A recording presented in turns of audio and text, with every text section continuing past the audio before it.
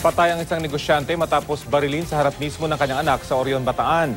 At isang remittance center sa Bacnotan, La Union, nilooban umano ng termite gang. Yan at iba pang balitang probinsya, hati ni James Agustin ng Super Radio DZBB.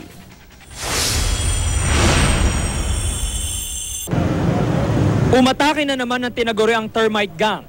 Isang remittance center ang nilooban nila sa Bacnotan, La Union.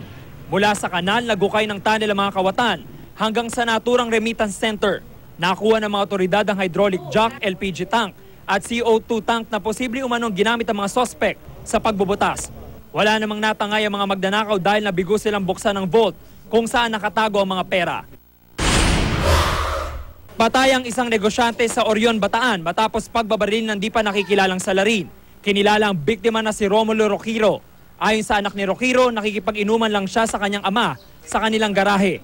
Nang may biglang lumapit na lalaki at pinagbabaril ang kanyang ama, agad namang tumakas ang salarin sakay ng motorsiklo. Hindi maisip ng pamilya ng biktima ang motibo sa krimen. Arestado ang isang lolo sa Diplahan, Zamboanga, Sibugay sa kasong panggagahasa. Kinilala ang sospek na si Avelino Caputol, 65 taong gulang at isang magsasaka.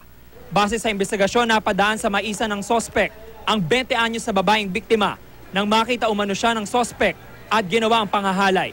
Kinumpirma ng medical legal na ginahasa nga ang biktima. Aminado naman ng lolo sa nagawa niyang krimen. James Agustin, GMA News.